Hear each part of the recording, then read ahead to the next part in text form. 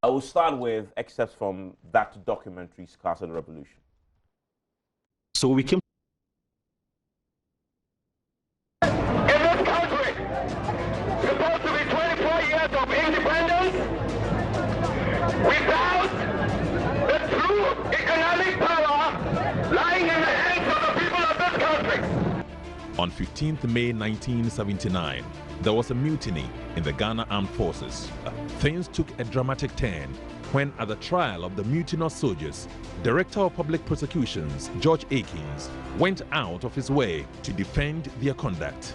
On the 4th of June, Captain Ba Echamfo was commanding the rebellious soldiers from the 5th Battalion Regiment. He explains how the release of Flight Lieutenant Jerry John Rollins developed into a full-scale revolt.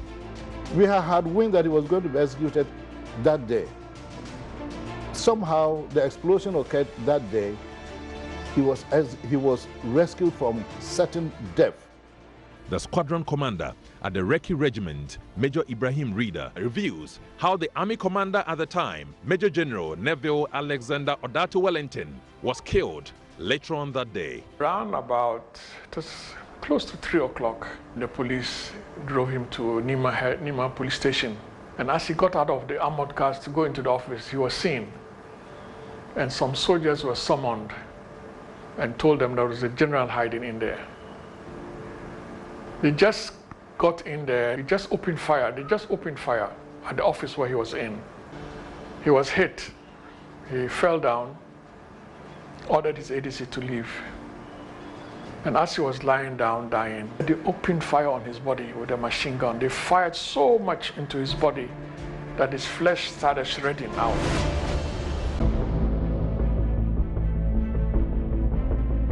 In the early hours of 16th June 1979, Echampong and Major General Utuka were dragged from their places of confinement and shot and killed.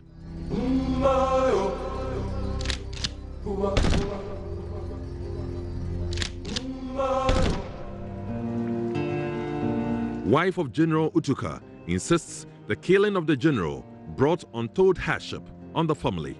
Life was so terrible because his assets was frozen. Even sometimes I had to take my trinket to Adabraka jewelry shop to sell, to make.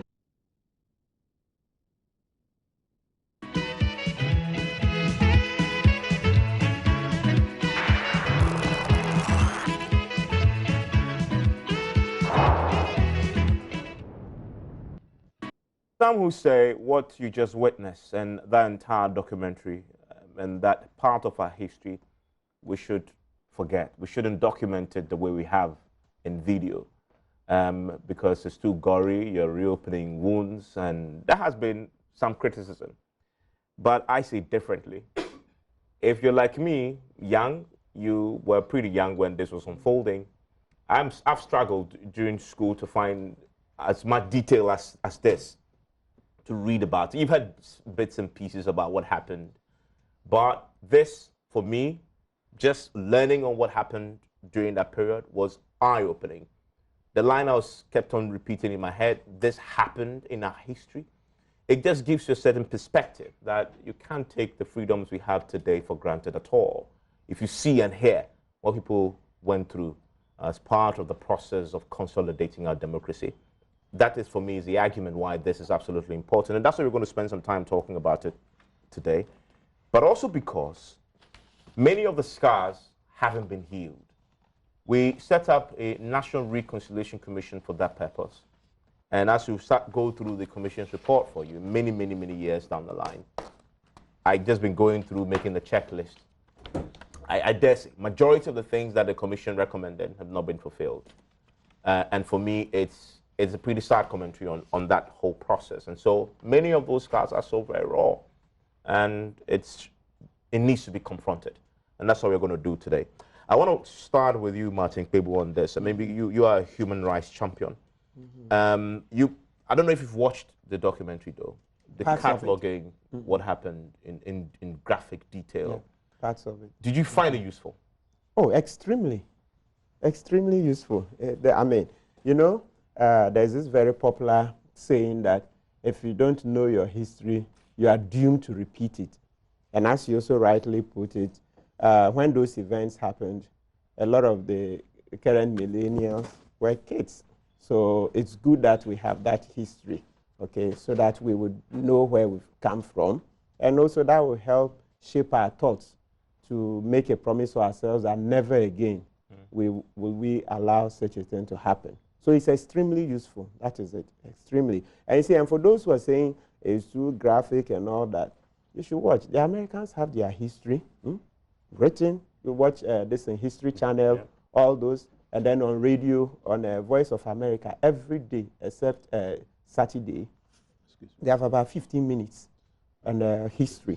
I've been following that. So then you see that, oh, they also went through what we've gone through from our election, rigging in elections, vote buying and all that. They've also gone through the same.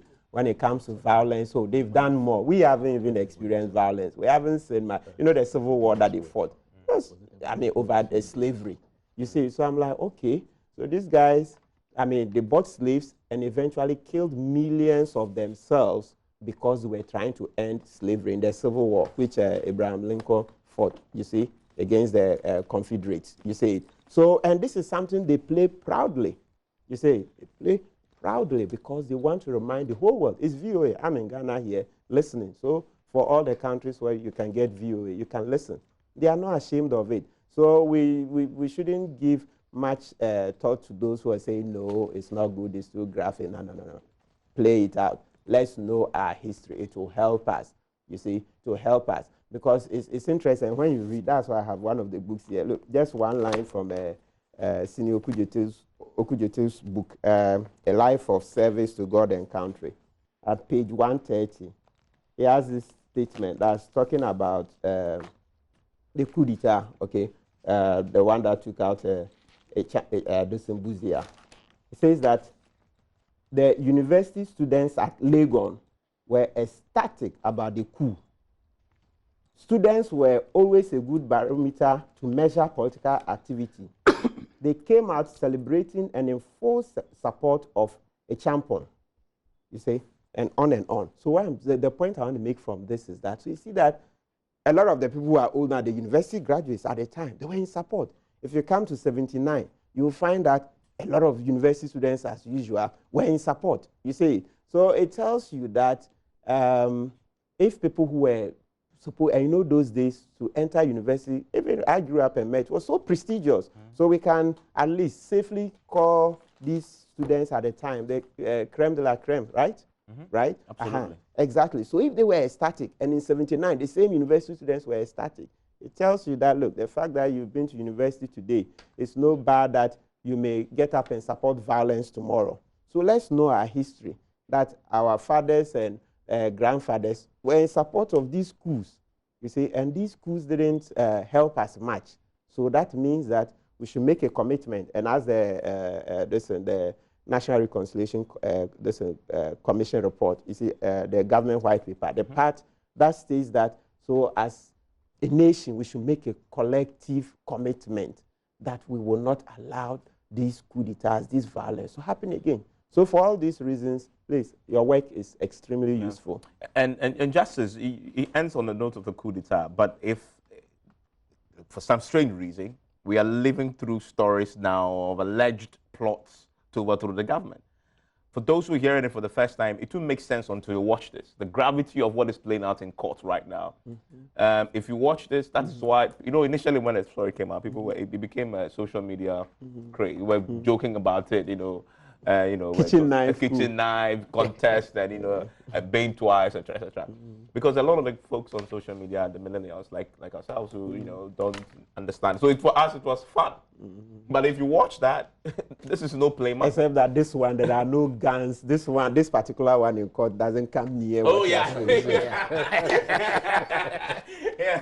Yeah, because he's lawyer for one of the accused in the matter. Yes, we all like the safety of this country. That history is important for you. Yes. Because again, I see your point. If you see the gravity of things that has been displayed, you will say it bears no resemblance to the accusations currently. But where do you stand on that?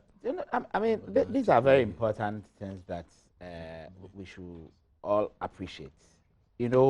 When I listened and then subsequently watched the documentary. The first time I listened, I was driving, and it reminded me some of the things that I actually saw for myself as a young boy at the time.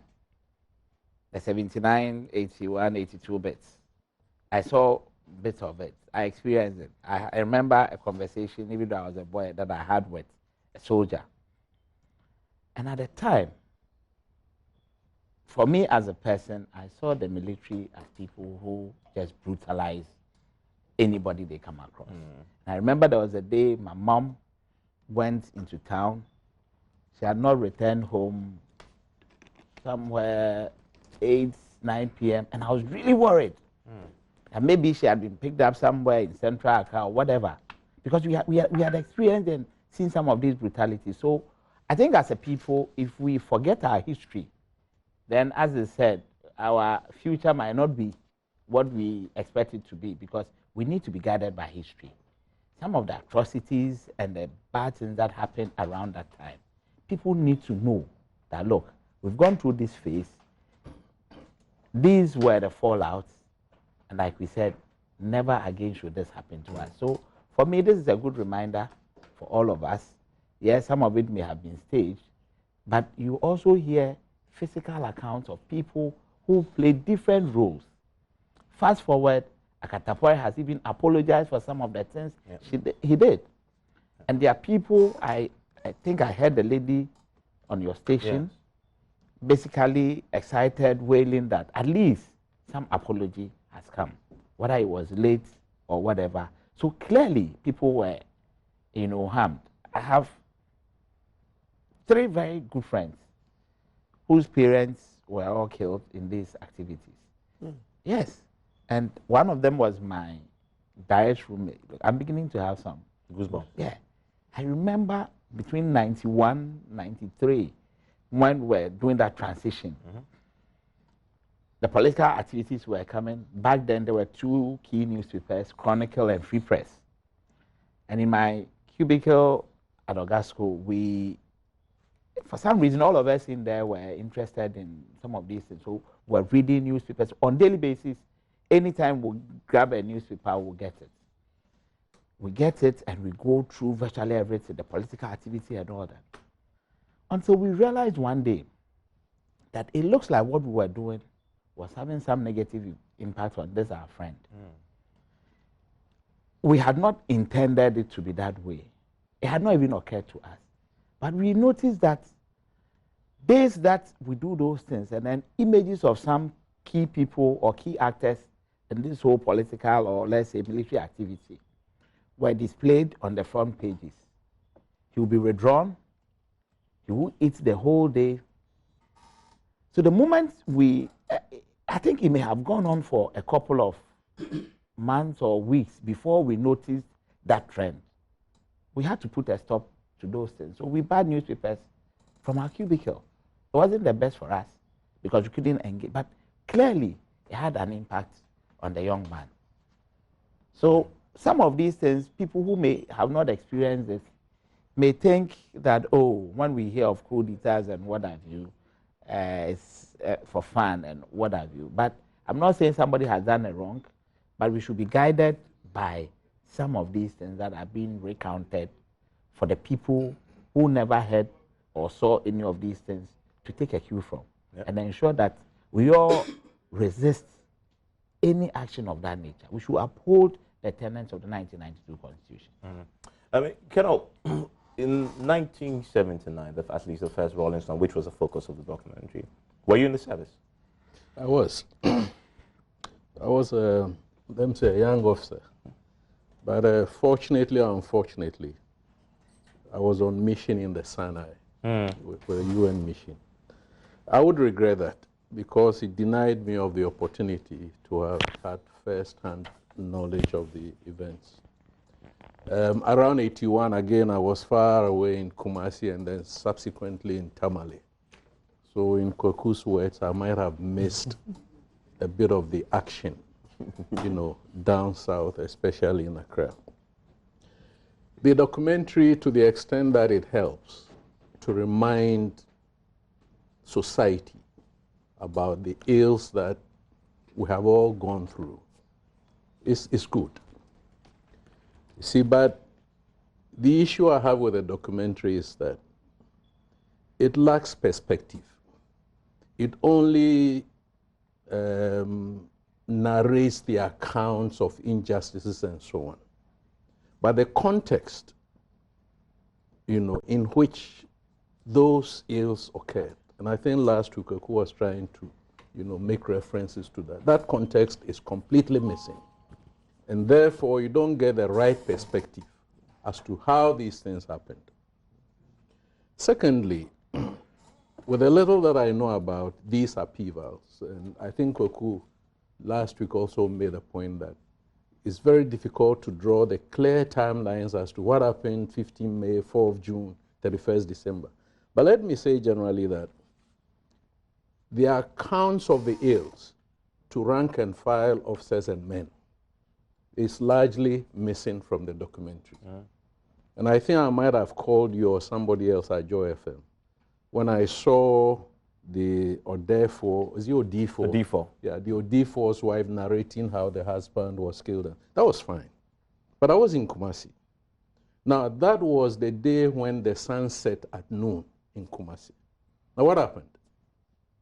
There was a major, fine gentleman, very fine gentleman who had been educated in overseas, but was then a dentist with the rank of major. And I think I should mention his name, as a tribute to the circumstances under which he passed away. Major Dako, I've forgotten his first name. So we're all members of the Kumasi mess and so on. He was married, I think, to an expatriate who for some reason happened to be a member of this church, or maybe a Ghanaian, but nevertheless a member of the Odefo's church. I think the church was around Amekom, thereabout, close to the stadium.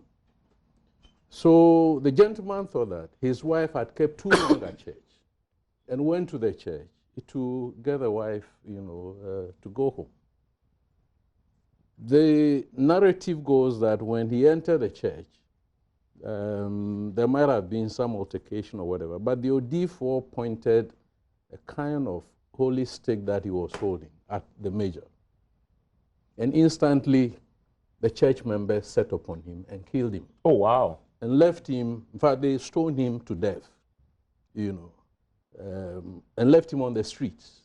So, in quotes, the alarm blew in the barracks, 4BN, Wadara barracks, and the soldiers ran amok and went to the church and grabbed the Odefo. And of course, what the woman was saying was the outcome of. So all sides, military, civilian, police, prisons, in fact, the entire society suffered, So to take one segment of society and use their case or cases, to tell the story, as you would know, it's a bit of an imbalance. People like us, at some stage, could not stay at the Kumasi mess, where we were, those wooden stuff. We needed to go around Opokuwari and stay with friends for many nights because the soldiers were looking for officers, or there were threats that they were going to look for officers. Why were they looking for officers? Oh, that is the story that Kwaku will tell you. You see, that is the context about how soldiers then perceive their officers as being, you see what I mean? The officers were corrupt. I think if you read Rollins, it's a whole lot of things. Using them as servants, the batmen, and all sorts of funny things. But this narrative is also short on the wives of officers who were raped. Definitely, those wives were raped. Those wives could not have gone to the commission to narrate that they were raped. But there were many anecdotals of wives. Indeed, I have said elsewhere that being away in the Sinai, I have never had the courage. In fact, I had not thought that it's even necessary to ask my wife whether she was raped at 2BN, at Premdo Barracks. Because your wife was down here whilst you were there? Was there when I was in a... But there were officers whose wives were raped. Wow. You see what I mean? So we need to accept the responsibility as a society. And as I think Martin said, the whole idea is that as a state, we are not being very objective. One of the key recommendations the commission made was that we should teach our history. The question is, are we teaching this history? You're not. I mean, in fact, it was so specific. And I think we should start going there because that's just what makes this very relevant, this conversation. So a whole lot of... That the report should be in libraries. Yes. In every school. In fact, and should be taught. When I so Googled, in preparation for this, before I asked Joy FM for the report, when I Googled, Liberia's National Commission, whatever, TRC Commission report is online. The full report. Ours is nowhere. Ours is not there. You only read about Professor Osai, what's his name, your colleague? Yeah, those articles. An article by Professor Jima Bwedi, a briefing piece, you know, very well thought out, as to the pitfalls that we need to take into consideration so that we don't raise expectations as to people thinking that the commission's work is going to be an antidote to all the ills. You see what those are the articles that you find, some on JSTOR. So if you don't have the code, you cannot access. But the state has not found it necessary to put the report out there for all of us. And even the implementation. Yeah, please. Before we even come to implementation. I mean, some of the please. At this point in time, this some work with Professor Atifa, not related to the commission's work. Atifa also has an article on that. Yes, in the process, then he told me that they place copies in the libraries, Legon and all that, and that somebody had systematically gone around and taken all the... So maybe you can raise him on the line, let him tell you. Right. Yeah, he said that for some years now. He's repeated it several times, that they place copies in several public institutions and libraries, and somebody went around and removed all these copies. So you can raise him on the line. So, but that point, just to read what the commission recommended on that, it says, government accordingly directs that copies of the report should be made available in all school libraries by the Ministry of Education. This should extend to private schools as well. Appropriate parts, as determined by teachers and curriculum developers, should be made required reading. We must all be united in our commitment to ensuring that these violations and abuses will never again occur. This will be a fitting memorial and tribute to the highly commendable work done by the commission. That is a powerful recommendation that puts it into curriculum. Yes. I doubt somebody should call and correct me. Is this in the curriculum? Anybody know about this? And it's not we had children in schools. My son hadn't come home to say to me, Daddy, we learned something about 1979. Nothing like that. And it's not just even in the civilian life, in quotes. There were parts of the recommendations that also touched on the training at these military and police, you know, those all the services, the services. There were recommendations, prisons, that came out of, you know, that it should even be part of their training and the teaching that happened in there. So it was a holistic thing for virtually the entire country. And when we come to dealing with the specifics of the recommendation, you see why our failure to implement this has led to today's consequences. So a lot of the things I see, I'm reading, I'm like, if we had implemented this, a lot of the things we will see today, because it's just so detailed. It anticipated what was going to happen with this. We're still talking about your judgment you secured, for example. If we had implemented this, there'll be no need for it. Human rights was a fundamental part of the recommendations, and the security agencies must comply. Let me bring in Kweku on that brief introductory comments on the relevance of trying to catalog this in the graphic, you know, audiovisual manner, and some have criticisms that we shouldn't have done it. I don't know where you stand on that, Kweku. Well, in principle, I have absolutely nothing against recollection of history.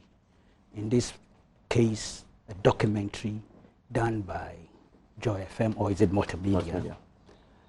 There's absolutely nothing wrong with it in principle. There might be something wrong if you are able to point to specific instances where you think are not factual or have not been presented in a fair manner, a free manner. That is subject to criticism. Even Supreme Court verdicts are subject to criticism. So documentary by a journalist is not above reproach. Last week I made a point, and it didn't start today. I think you did an earlier one. Sometimes the timelines are mixed up, and it's also because of the dominant personality of Mr. Rawlings, who's been a key player in all these games, being the common denominator relative to AFIC and PNDC. In that case, May 15th, June 4th, and 31st December. So sometimes those things do happen, and especially if it's the reporters are themselves quite relatively young, if you like, inexperienced in terms of historical accounts. It's understandable. But broadly speaking, it's okay, it's a good exercise. Look, we have, for instance, take the matter of the judges. We had the Special Investigative Board. It did investigations. Beyond that, the CID and the rest did all sorts of things for purposes of prosecution. There was an Attorney General's white paper on it, excluding some from prosecution. The same case came before the National Reconciliation Commission. If you read the report, they came to some verdicts, and I've articulated them there. And yet, there's still some missing link. I'm just using that as a classic example. There's still some missing link. That's why people will continue to do investigations, recollections, and documentaries, because there's a missing link. And some of these missing links, sometimes I blame the architects or the key players. For instance, ask yourself, why didn't Mr. Rawlings accept any of the invitations extended to him to appear before the National Reconciliation Commission? About 13. Why didn't he accept? And don't you think his absence, and for that matter, the absence of what he would have said, is part of the reason why we have a missing link? And why people will continue asking questions and seeking answers? He was here, alive and kicking. And yet, 13 times he was invited, 13 times he declined. Akatapori, of course, was in exile. But there were arrangements for him to have come down. And everything looked as if he was coming down. Ultimately, he didn't show up. Whatever he knew and could have told the commission is still hanging up there. I'm told he's offered an apology. Yeah, he broke his silence. That's not the first time. He offered an apology somewhere in 1994, 95. We published it. The Crusading Guide published it. But he was offering that apology for taking part in the coup d'etat, the act of the coup. I don't know if that's the same thing he did. This time it was for the atrocities. For the atrocities. Yes, once you do a coup, you form a regime out of the coup. The regime rules for a while. The human rights violations are part of your excess baggage you carry. So perhaps that's what he's done further. But I'm saying his absence, and not only him, there are few. Again, you watch the AFIC side. 6 or so members went to the commission. They tried to get all the members together. Some declined. Some didn't show up for whatever reasons. But the 6 who went there told their story. Whether you agree or not, same material. They went there and made an input. You read the NRC reports, you see their inputs there. It helps all of us to analyze and assess. So there are missing links in our history. And to that extent, you will continue to have these documentaries. And that's why I have no problem with it. Let's go to some of the key issues. No, I haven't finished. I haven't finished. See, the first coup d'etat, 1966, 24th February, is about 53 years ago. The second NRC, 42 years ago. The third AFIC, 40 years ago. The fifth, the successful coup d'etats, PNDC, is 38 years ago. In between, we've had 2 abortive serious ones from the junior ranks, which was May 15th and April 17th, 1967. Atrocities. And I believe that's where you are directing our focus. And these documentaries, that's what I see. As it relates to... I see the issue of human rights violations, the excesses of the so-called revolutions or uprisings and things. I'm okay with that. And many years down the line, because of 53, 40, 38, the focus is now on the atrocities, the human rights violations, because we are human beings. We hardly let those things out of our system. hence Kufuor's project, the NRC. It was meant to heal, even if not totally, at least help. It's part of the reason why this constitution or democracy has been consolidated. Okay? But I have always said, and last week I had to quote a British general who made a profound statement in 1959. I want to go back before I make my final submission on the introductory things. His name was General Pali. He was attached to the Ghana Army. He says, do not use the army as a political weapon. Keep the army out of politics and do not allow uniformed men to meddle in politics. Politics amongst the military will wreck the army. The army in politics will wreck the state. That's the price we've paid for the coup d'etats, the military intervention in our politics. I hear now sentiments, and I understand it because many years have passed by and human rights violations, they are lasting, they last for a long, long time, so I understand. But you see, I find it so difficult sometimes when we are assessing these human rights violations and trying to allocate blame and liabilities here and there, and we tend not to ask, now who caused them? Look, this coup d'etats is the base of all these things. Today you are doing documentaries on some recent ones. You know, in the 1966 coup, you know, a member of parliament, his wife and his little son were shot and killed. Ninote Dona. His wife Peace and his son Ninoy was about 3, 4, 5 years old. They shot them dead because the man had the CPP insignia on his car. They stopped him, they saw the insignia, and they shot him and killed him. We forget General Bauer. We forget so many things. But how did it happen? What's your answer to that question? See, because of the indiscipline that set in. Look, an officer, and I'm glad we have an officer here, and I brought the Armed Forces Act, and go back and read the 1960 Criminal Code. Okay? Read the constitutions that were overthrown. No soldier had any business being in politics unless he stripped off his uniform. That's what they are required to do. You are a military man, you are a soldier, we have given you weapons, instruments of violence to protect us internally and externally.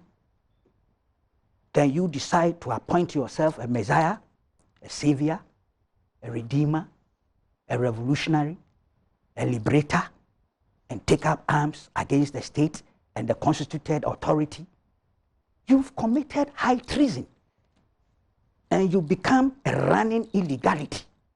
That's why when they are going, they seek indemnities and insert them in the constitution. Look, in the explosion, the May 15th explosion had happened. This is the charges. It's too long, so I'm not sure you allow me to read all. The SMC2, and don't forget, when we are talking SMC, we are talking of the highest level of armed forces involvement in civil politics. It moved from NRC in 75 to SMC1 and SMC2 subsequently. You could only become a member of the junta or military administration by the virtue of your service command position, the highest stage of military intervention. The power, the instruments of violence we are giving to them, they decided to also add the exercise of power, civil power. They added the two. Immediately the army became an abnormal institution. Look, these are the charges SMC2 made public when they were stripping a champion of his generalship so that he could only be called a mister and exiled him to his village. People were angry all the time, but they put out these things in Armed Forces Miscellaneous Provisions Decree 1979. Now you listen, and officers are gentlemen. Officers are supposed to have high moral integrity. so that the ranks and the men will respect them. Civil society also will respect them. This is what they told us. 1, personally interfering in the economic and financial management of the country. 2, interfering with the normal operations of the Bank of Ghana, thus causing the overprinting and overissue of CD notes. Indiscriminatory, personal and arbitrary issue of import licenses to favorites and close associates and awarding contracts to the incompetent contractors. 4, taking dubious foreign loans to the detriment of the state. 5, personally granting undeserved concessions to favorite business houses in contravention of existing government policies and regulations. 6, in furtherance of his inordinate ambition for political power, he manipulated and vested all executive powers in his own hands for his own advantage. 7, he disregarded with impunity the principle of collective responsibility of colleagues in the SMC and NRC. 8, he reversed decisions in the name of the NRC and SMC without prior consultation with any of his colleagues. 9, he employed at the state's expense the services of numerous unofficial personal advisors and aides of dubious competence and character and intentions, who only saw to their good in government to the detriment of the nation. 10, he brought the armed forces to the brink of disintegration. I repeat, he brought the armed forces to the brink of disintegration. He showered generous favors on certain, that's 11, on officers and men known to be closely associated with him to the disadvantage and annoyance of other officers of merit and the rank and file, thus contributing to the breakdown of discipline in the armed forces. 12, he displayed immorality not befitting an officer and gentleman, and much less a head of state. This was put out to the public. And you can imagine there had been anger growing for years. Then he is removed through a palace school, and his own colleagues, but of course I didn't believe that he did all this alone, now passed a decree and put these things out. Okay?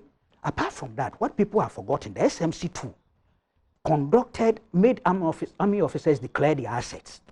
Really? Yes. Okay? Compiled it. They made the military intelligence were doing that. They compiled it. These assets declaration forms were handed over, in fact, not handed over, the AFIC took charge of them. They even published some in the newspapers. So here was a situation that our army was no longer the army that we expected it to be. That was the flashpoint. That's the key. Today we are all happy there's been no military intervention. And we hope so, and we pray so, and we are dedicated to ensure that doesn't happen. And this constitution has even made it more emphatic. And Kuku, you raised a point I want to quickly go back to on the NRC report. And I want to come to you, Justice Yankson, on this. And so we set up the NRC to heal, but also fix the problems that the coup had generated. And one of the recommendations they made, government is convinced that the best way to prevent misuse of these forces, and Kuku has been talking about that eloquently, as documented by the Commission, is to ensure transparency, fairness, and the highest level of professionalism in the recruitment, training, and deployment of these forces. Further, the training should make the men and women who comprise these forces sensitive to the values of human rights and the challenges in their relations with civilians. Have you seen this in the current manifestation of these forces? You see, just before I answer, let me just add a little to what Uncle Kweku said. The first time I read what he just read, my conclusion was, look, everything that was put out to the public was an indictment on the establishment itself. Because there was a collective responsibility that was being exercised by all of them. So if you were able to come out and put this out for all of us to read, then I said, no wonder we find ourselves where we were then. But anyway, to your substantive bit, it looks like we may not have learned properly from history. These were very good recommendations. But if you keep your ears to the ground there seems to be some disquiet when it comes to politicians in a way trying to wade into what happens within the security services, such that people believe, I don't have any evidence, but there's a perception that the security services have now been politicized. The perception is very entrenched. Yes. I mean, everybody knows they are yes. supposed to be NDC soldiers and NPP soldiers. It's very unfortunate, but there's a perception. Yes. I don't know how true that is. Yes. And if that perception is allowed to fester, at some point it becomes real, such that then the establishment itself will be divided. Yeah. Isn't it already? No, what I'm saying is that because we don't have know that for sure. Yes, yes. I mean, but it will get to a point, it will be divided.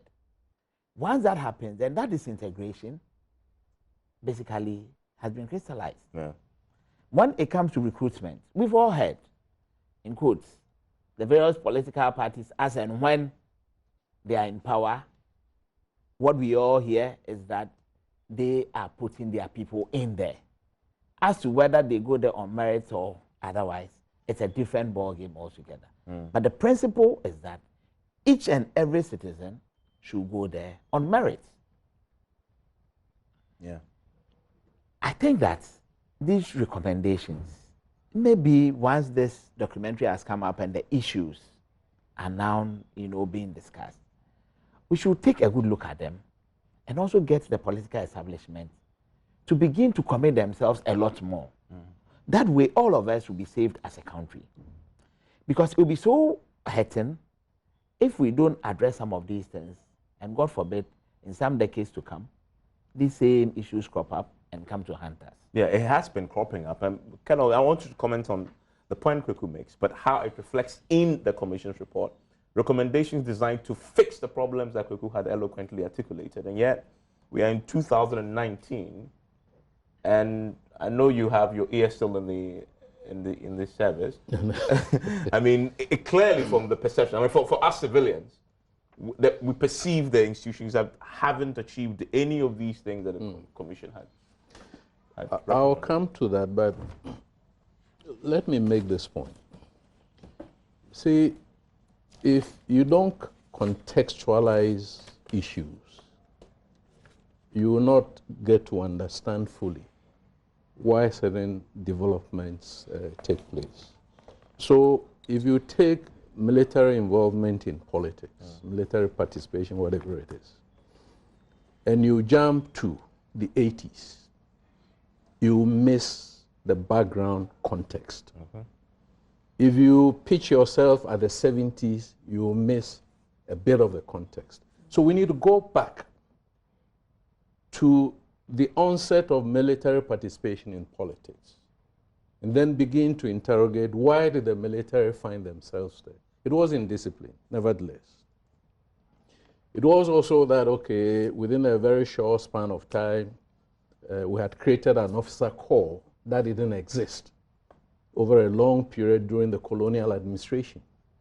And being an officer is not only in terms of the rank being conferred on you. I still have my parchment signed by General Champong, the presidential parchment conferring presidential commission on you. That is not what makes you an officer. You see, being an officer, as Kweku has suggested, is a culture that develops, it's ingrained. But if you have an officer corps that very young somewhere, warrant officers somewhere, sergeants, and within a short span of time, 3 years were brigadier generals and so on and so forth.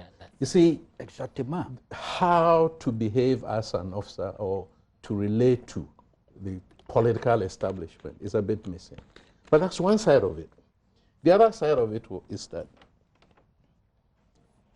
it is documented by many authors that, see, when the opposition in this country, and you need to read the history of how the opposition evolved, when they realized that the avenues for getting rid of Kwame Nkrumah were virtually non-existent, they found other methods. So you need to now look at documents that are somewhere on the internet about how Hali and Deku, with CIA and other foreign powers, trying to get rid of Kwame Nkrumah. You see, when you have a cause or a grievance, they don't need to be common. You could have socio-economic grievances, he could have political grievances, he could have religious grievances. So whatever grievances the Ku and Hali had, jailed with, let's say, Kutuka, you know, when they realized that they couldn't succeed as a police to get rid of Kwame Nkrumah, so they brought in Kutuka. Why Kutuka was brought in is another issue, is what I mean. And how the three of them realized that this is going to be an Ewe coup. It might have repercussions on our integrity. So they had, you know, to find a free-for. By coincidence or not, a free-for was the brigade major for whatever. But you see, all of these things that I'm narrating are not the reasons why the coup happened. General Bauer, sorry, not General Bauer, General Okran, politics of the sword, has said that there is something called the national interest, which is contested in terms of who has to ensure the national interest. It's very, very academic to say that it is politicians who ensure the national interest. There are many segments of society that will contest that. So somehow some military thinkers think that in their minds, if this constitution is being violated to the point that no Ghanaian has any power to correct the wrongs that are being done to the letter and spirit of the Constitution, some soldiers think that they have the right. And you cannot question that. It's their belief, it's their perception. Now, do we know that the NLC that he mentioned handed over power to Buzia? Now, who is Buzia? Buzia was in exile. What was Buzia trying to do? Buzia was trying to overthrow Kwame Nkrumah through the use of force. You got what I'm saying? So Buzia had to find inroads into the military. You get what I'm saying? We cannot excuse the political elite of this country from involvement in where we are now. If they do that, they will be disingenuous. They will be, what is the English word for it? They will be in denial. And quickly, where are we now? You made the point. Well, where we are now is what he said, that if you take all the body of recommendations made to shield the military, to make sure that promotions are transparent, are promotions transparent? There are many anecdotes. I don't have my ears on the ground. But I know for a fact that there are many officers and men who are not happy about the way and manner in which Kweku is intake X, I'm intake Y, I'm junior to him. And in competent, professional competence terms, you know, Kweku is far more competent than I am. And yet I'm promoted on top of Kweku. And I'm only, Kweku is only bidding his time or biding his time to reach whatever retirement age so that he is sent home. Now, I'm sure the state knows, because the intelligence reports that are generated by military intelligence or defense intelligence, by BNI and so on, will include some of these things. Yeah. So that politicization of the military, if anything happens, we say the military is indisciplined. But politicians or political class, political establishment are equally indisciplined. I don't want to interrupt too long, but I want to go into the phone lines. Very long briefly, so I can go into the phone lines, because I've just been joined by Professor Tifa, who, as we all know, Executive Secretary of the NLC, joins us on the telephone line right now. Managing Editor of the Daily Dispatch newspaper, Ben F. Singh, is also on the lines with us as we begin to interrogate the NLC report. What? How many decades? Is it almost 2 decades now? Close to, since it was finalized. We're still talking about ills that it was meant to correct. Prof, good morning. Hello, Prof. Do I have Ben F. Singh on the line? Yes. Hi, Uncle Ben. How are you doing this morning? I'm fine. Good morning to you and good morning to your panelists. Long time no talk. Yes. Also joining me, as I indicated, is Professor Kenatifa. Do I have Professor Kenatifa on the line? Okay, we'll try and get him back. Hello, Prof. Yes, hello. Great, Prof. Good morning. Good to have you. Yes, good morning, and good morning to your panelists and to your listeners. Let's start with the NLC report. We've all been reading it, And I think for so far the consensus on some of the key issues that we've looked at is it doesn't appear that we've done enough to implement some of the key recommendations in there. What's your own assessment of, I mean, you were the executive secretary, you supervise, I mean, at administrative level, the writing of some of these recommendations. Years on, almost 2 decades on, what's your own assessment of how we've managed to implement this?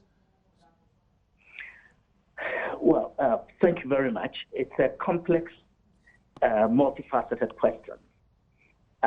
We have to remember that the report of the National Reconciliation Commission contains diverse forms of recommendations, which the Commission believed, if implemented, would eventually result in the healing of the nation and the reconciliation of its people, in order that, in the words of then Attorney General Nana Akufo-Addo, the energies of the people would be released to assist in the important business of nation building. The recommendations were somewhere in the nature of symbolic reparations, some were substantive reparations, some were monetary reparations, and some also had to do with institutional reforms. If you take the issue of symbolic reparations, a common one, for example, that the Commission put forward was that at every regional capital, at least, there ought to be a national monument erected in honor of those who stood bravely for the national interest by resisting oppressors' rule, and I mean those who were staging coups and those who were resisting coup makers. They were that well in terms of our dear nation.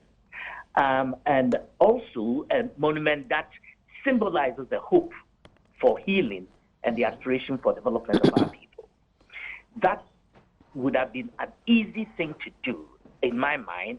I believe that some architects would have happily designed something that would capture the essence of these, or the ethos of the time, and government could easily have implemented that as a standing permanent memorial to the people of this country that nunca mea, never again. That hasn't happened. If you look at the pain that was caused, there was a recommendation that we ought to establish a mechanism, an institutionalized mechanism for assisting people who go through trauma to have some relief from the trauma. Every district, municipal, and regional hospital was to have a psychosocial counseling department or unit. I do not believe, I haven't done an analysis lately, but I do not believe that has happened. And perhaps get fund scholarship for for even 5 people from each of the 16 regions to study psychosocial counseling at master's, doctoral level, to come and staff these facilities, create them and staff them with people. Looking forward, that is a doable thing. And if it had happened even on a piecemeal basis, so many years ago, from 2014, when we, October 12th, I believe, or 10th, 2014, when we handed the report to President Kufuor. I think if we had started, 2004, well-established departments by now. There were also recommendations for symbolic for apology. I note that in the in the government white paper on the report, government then under the pen of Attorney General Ayiko Otu, committed itself to, government made an apology, but it called it a preliminary apology. I know that Honorable Gloria Afua Akufo is committed. I've had a conversation with her to articulating that for the government to articulate that kind of commitment in a substantive manner, converted from preliminary to substantive and permanent. There are also recommendations that had to do with monetary reparations. They were talking. You couldn't pay money to restore lost life or broken bones and pain and all of that, emotional scars for the enforced cannibalism, all the other atrocities that I don't want to go into this morning. But those ones, some of them, perhaps most of them, were implemented when government under President Kufuor set up government was to set up a trust fund to facilitate the payment of those monetary compensations as reparations. I do not know whether the fund was ever established. I doubt that a fund was established in the proper sense of the word. I do know that Justice V.C. R.A.C. Crabb, I think headed when he was a one-person commission on law reform, also took on the task of facilitating the payment of some monetary reparations to people. And I know that a lot of people were paid. A lot of people continue to call me personally, seeking direction as to how they can be assisted to get paid. So it tells me that not everyone got paid the reparations that were due them, however small or symbolic it was.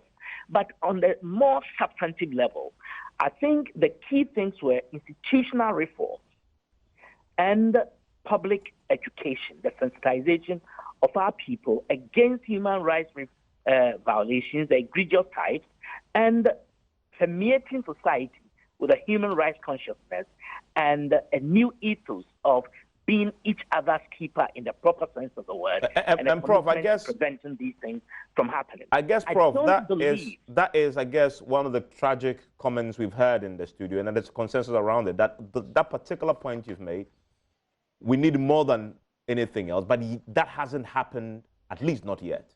No, and I can say that the commission, in its wisdom, at the time of giving a copy to President Kufuor, also made copies of the NRC report available to every public university in this country.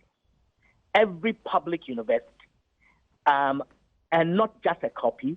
BAM Library, University of Ghana, for example, 10 copies. All the public universities, at least I know, were given 10 copies each. I have had researchers from all over the world coming wanting to study the NRC report and asking for copies of the report and not getting it because the report is simply not available in any public domain. When I remember that by January, February of 2009, copies of the report were available at all these public libraries and online at least. It was online. I heard Colonel Petros Abuaji refer to that Liberian one. I was part of the Liberian TRC process, and eventually that was one of the recommendations, and it is still available online. In Ghana's case, around circa February 2009, the report disappeared disappeared online. And it has since not been available. Yeah, but that is shocking. What's your own? What is it deliberate? Is this what's happening there? What's your own reading to this? Well, let me say this. I wrote my doctoral thesis on the public tribunals and the administration of justice in Rawlins, Ghana, from 1982 to 1993. Looking at that period. And what I recall is conducting my research in Ghana and not finding a single copy of newspapers, Daily Graphic, Ghanaian Times, Ashanti Pioneer, any of those dominant newspapers at the time, at any of the public libraries in this country. At the time, I think whoever was on a mission to remove these and to obliterate our history, documented history, forgot that there was a place called the African Studies, and their library had copies of these newspapers, and that's how we got a window, or visibility into the documented history of this country through the pages of newspapers. I have a sneaky suspicion that it was in the interest of some person or persons not to want these documentations to remain in public spaces and be available in the public domain. But it is only a suspicion. Yeah. I don't have any concrete evidence of it. What I do know is that the NRC report disappeared from online, from the internet source, and also that they were simply not available in public libraries. Yeah. Because when researchers, scholars from all over the world have approached me, I have directed them there, and it got to a point where I personally followed up to a lot of the libraries. And simply could not find them. I want to quickly bring in Mr. Ben Efsing. Mr. Efsing, where do you stand? I'm sure you've been listening to the conversation. What's your own view on the NRC report and the brief history that we've been through, and how it reflects on current realities? I think we've lost him there. But I want to come to the studio on this very alarming. Yes. Yes, Prof. Yeah. Please wrap it up for me. Yes, most definitely. Yes. Can I just say one thing before I leave? Please do. Please. And it is that the institutional reforms are most important. I do know that the military, the police, the prisons, they have all initiated some reforms. I know I've been part of the training of military. I've been part of the training of prison officers and the police on human rights and themes on preventing human rights and doing the kinds of things that will help protect the rights, better protect the rights of prison inmates, for example, and remove the more egregious forms. Things like even setting up diagnostic centers in Sawam, for example. But more institutional reforms are warranted.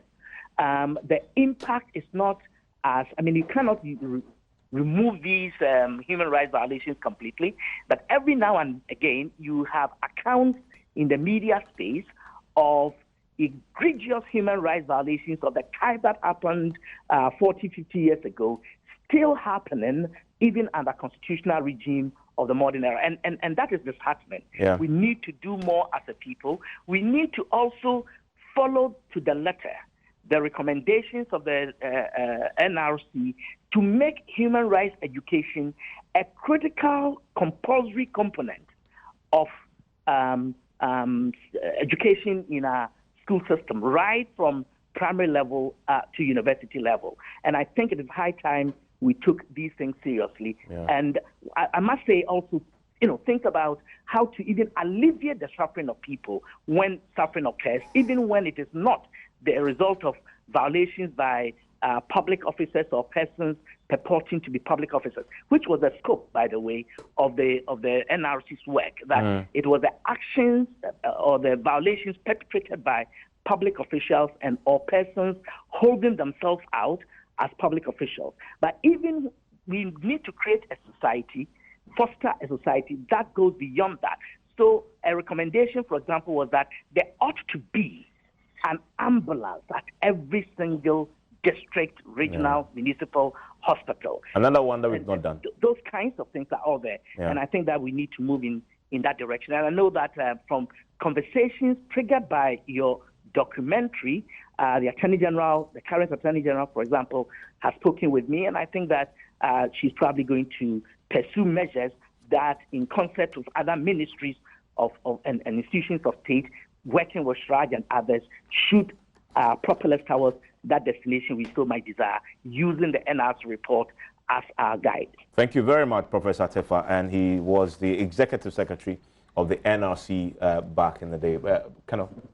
Yeah, I think the point I want to make, even if I don't have any opportunity to speak again, is this question of the national interest and who actually upholds and protects it.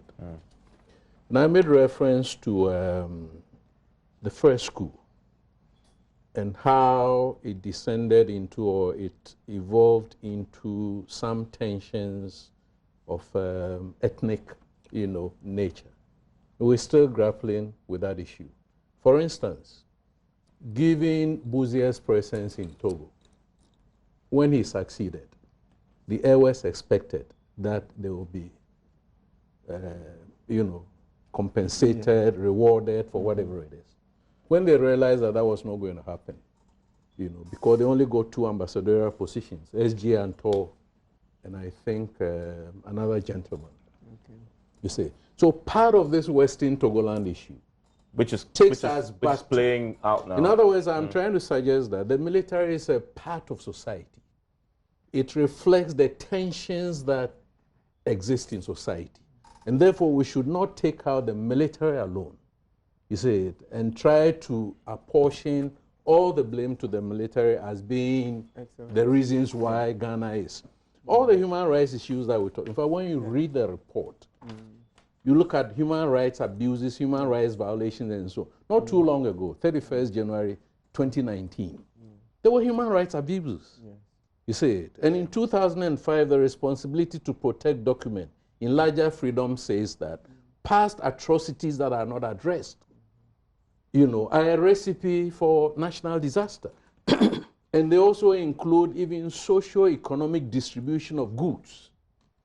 You get what I'm saying? Yeah. So it's a whole raft of issues. And I would wish that, we created the space, if you like, to actually interrogate all the different dimensions of the issue that we're grappling with, and not take out just one aspect and, run away with it. You touched on the point that Atefa, you touched on it, but he provided further details. It's alarming, and I think we should interrogate a bit more. I mean, the fact even the online sort of footprint disappeared. You can't really find a physical one.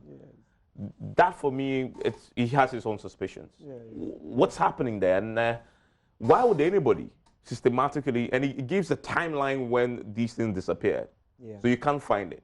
Why would anybody want this gone? Evans, you know what? If we continue too much down that line, we'll be draining our resources. So I would rather take it from this perspective, that to the extent that the things that unite us are far more than those that disunite us, we should rather just take steps to put another copy online. Simple. Okay. You see it? Yes. Otherwise, you see, when you go down the line, then it's obvious that the person who's been taking these copies out of the online, the libraries and all that, obviously is not happy about the report being out there. So let's not waste too much time on him. Let's just put the reports back into the libraries and online. It's easier. Sometimes when you don't have much resources, you have to prioritize which one will serve you better. Chasing after this person, asking BNI to do investigations, and just simply putting copies back. Which one is easier? It's easier to put them back. That's the way I see it. Yeah, I mean, I agree with him to a large extent. The reason is, I think we've gotten to a point where we all realize that, look, this is an omission that we need to correct. So I think the government of the day should quickly take hold of the situation, repopulate all the schools and all the various places that we ought to have copies of these things, and then probably even come up with some summarized versions that can be put on social media for people to have. Once you populate the whole society with the details, it will be very difficult for anybody to go around and pick them up again. Yeah, let me check something with you that Prof said. They're supposed to set up, and it was in the commission, hospitals across the country are supposed to set up psychosocial centers. Yeah. You are... I mean, clearly, you see, if you look at the recommendation, 7.4, thereabout, it talks about the health benefits that ought to go to the victims and certain things that ought to be done. The first had to do with the national health insurance. That once it was going to come into being, we needed to take care of the health needs of those who were the victims of these things. So, for example, if you've lost an eye or your sight, some form of medical help should be given you, and the health insurance was responsible for that. Let's say you've lost your limb or whatever physical, disfigurement or health bits that you have suffered as a result of that, you should be sorted out. The other component had to do with the psychological bits. And that was where the recommendation was that we should have all our regional and district hospitals set up such that they have components that will deal with the psychosocial being of the individuals, so that they will provide the psychological counseling and all the bits. Luckily, we have a lot of psychologists in the system. Not too long ago, most of them were not even employed. So since we haven't done these things, especially at the district level, you see, at the very top, the teaching hospitals and, let's say, to an extent, the regional hospitals, by default, they may have some of these personnel. But it is not because we want to actually get this recommendation implemented. So once we have that bit, it will be easier for us to integrate them into that kind of arrangement. And then we quickly should pay attention to the district level activity. Because you see, what people went through, time itself may have healed some, but by our very nature, it is not everybody's natural constitution that is able to withstand certain things and just go overcome them with time. If you listen to the accounts in the documentary, clearly, some people still need that kind of help. Absolutely. It is very clear. Absolutely. And we need to make a conscious effort and deal with these things, because it is a blot on all of us as a people. We said we didn't like what happened. And like Kenal said, it was not only the military. Civilians also played a role. So if we've gotten to this point where we realize that, look, we need to move on. But of course, in that approach, we need to do certain things to heal all of us. I think we should do them.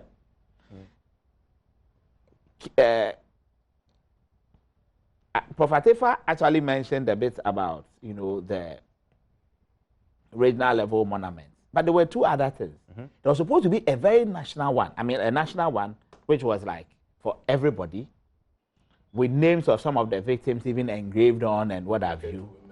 And then there was one that was supposed to be specific for the women of Ghana. Look, if you go through the history, a lot of women experience abuses. Yeah, and Prof and Kenal touches on the rape cases that I'm hearing for the first time. A lot of things happen. Yeah. So also 66. Yes, but see, the good thing, they raped wives of district commissioners, regional commissioners. They did all that. They went into homes, broke into the homes, shot dogs and cows, and took them to the barracks. Look at that. But look, the good thing is that this report actually is for the whole period. That's the good thing. So all these bits are captured in there.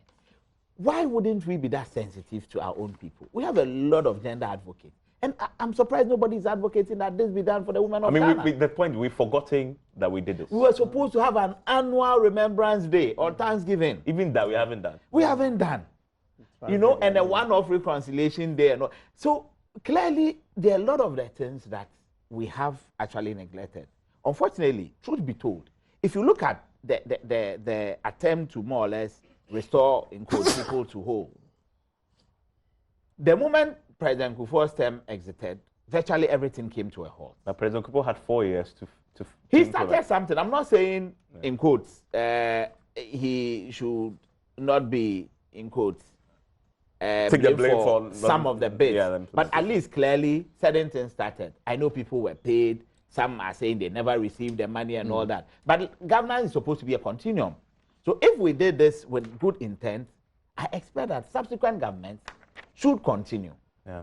But now that we have identified the gap, I think it's incumbent on the current government to quickly look at the status quo and see that, look, whatever is outstanding, let's do it as a people to bring a closure to this. I mean, the other thing I'm happy about, if you listen to Prof, he says there's a conversation now at the very top levels of government. He's mentioned Attorney General at the back of the documentary, willing to do. And I think we should congratulate multimedia for that, because you, out of this particular documentary, have brought sleeping dogs. Yeah, I mean. Well, in a way, yes, but it is important. So let's get it. Yeah. Kuku, your final comment? See,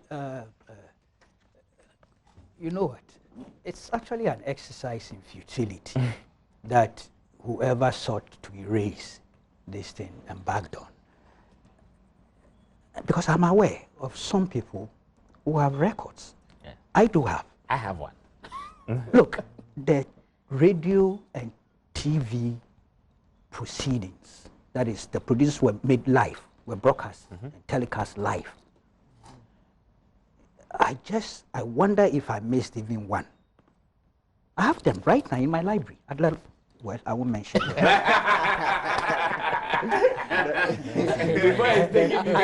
I nearly slept. Wow. But I do have. Ben FC knows. I recorded every particular proceedings. Some radio, some TV. Okay. And I don't think I'm the only one.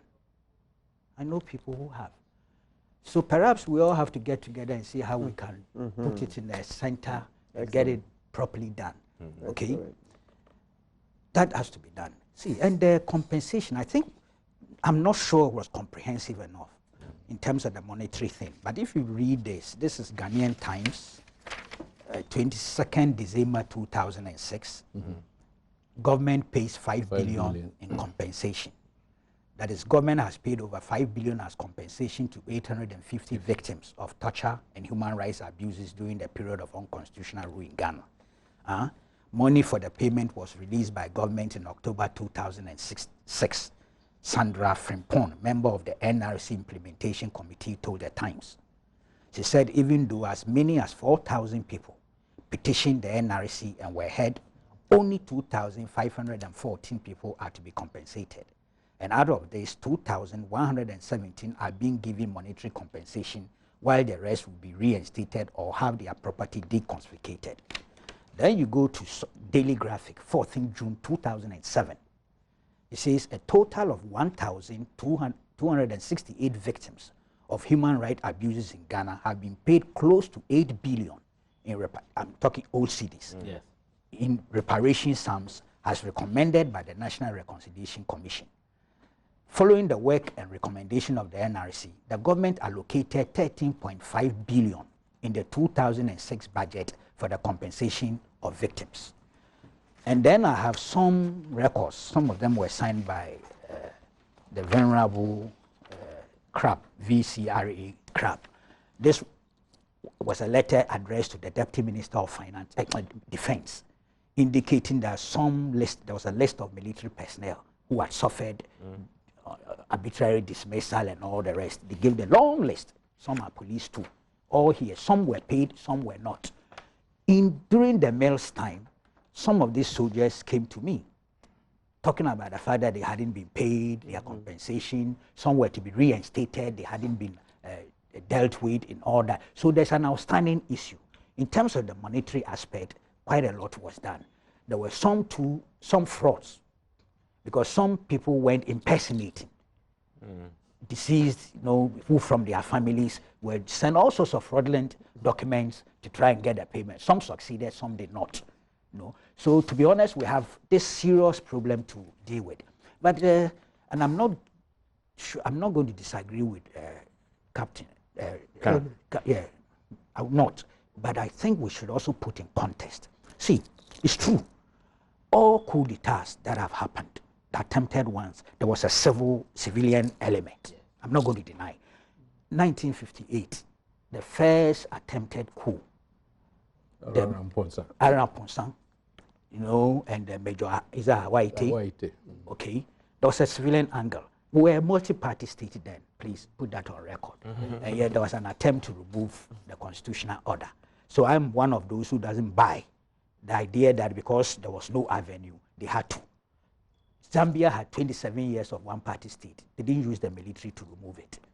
Same with Tanzania. Same with La Côte d'Ivoire.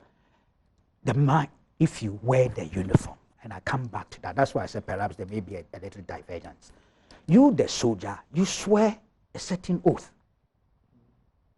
You swear to protect the state, to defend the state with the arms that we have given you, externally and internally if you are required to do so.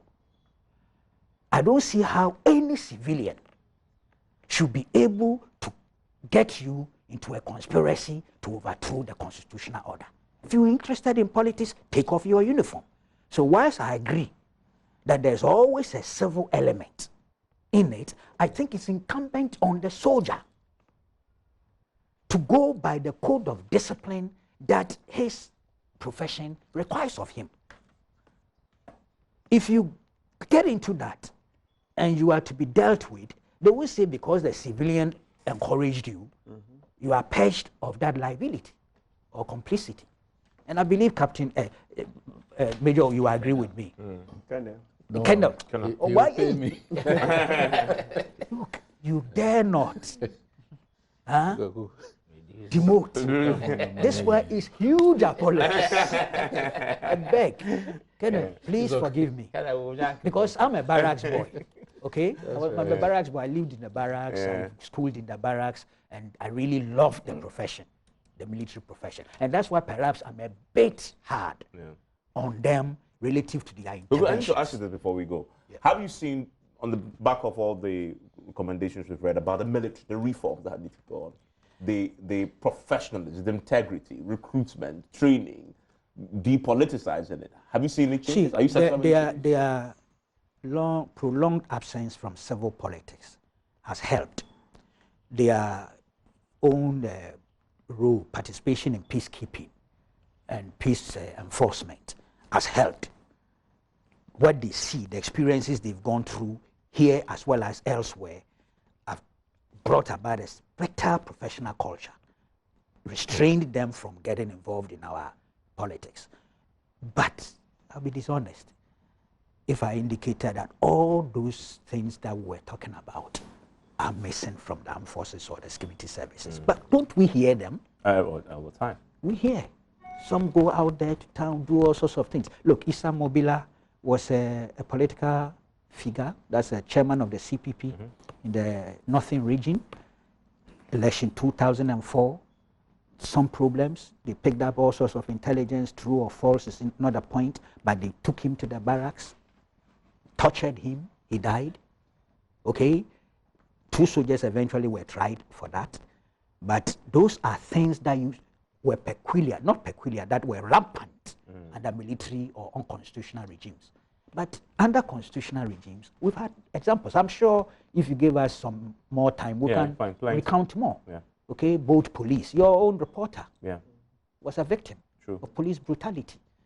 Okay, our prisons are still not looking like the hotels that you go outside, you visit the prisons, they're like hotels. So we haven't done that much. We did a lot with money side, but can money really be a substitute for the commission itself actually states that, look, some people have actually stated clearly that they don't even want the money because it can never compensate for Some just want a little things like we are saying, you know, an apology or fix a little problem. See, in our security services, I have the list here. We changed, we sacked them by heart. Okay, governments change, and I'm not talking of those tabletop ones who sometimes are party cadres and activists who have been sent there, and we deploy them to places like the ports and the rest. But there are officers who have been working with these institutions of state, BNI, national security, and the rest, and the list is here. This is under constitution. We've been sacking them. Some went to promotion. Yes. I mean, these things are well known. Some are here. They gave them letters of termination just because the government changed. Some are still fighting as I speak to you. Some have gone to court. They've lost the case in court, maybe based on some technicalities, but they are bitter. So I have a whole list of former military intelligence people who went through the National Reconciliation Commission. Some got compensated, some not. But post NRC, we have been continuing with this subculture of sacking people just anyhow because they are identified with the other administration. We haven't done well. Well, you know what they say, the more it changes, the more it remains the same. We're going to take a break. When we return, we are going to go to the Supreme Court. 2 main issues to look at there. There is an impending vetting of the nominee for CJ, Justice Ininyebua. That has generated a fair bit of controversy. We'll look at the controversy. One is surrounded trust issues with, among the minority and majority, when to do it, but also suspicion of favoritism because accusations were leveled against the chairman of the committee that he knew the man so well, he's his friend, and was, bending the rules to favor him. He was upset about that suggestion. And, well, there's consensus now on when to do it, and there are petitions also currently There's one petition, at least, that we know of that's gone to the Shraj and has also gone down to the Parliament as ahead of the vetting of the CJ nominee. So why is there this controversy surrounding Justice Niniebwa? Is it politics, or this is genuine when it comes to the man's qualification, his ability to do the job? We'll look at that when we return also.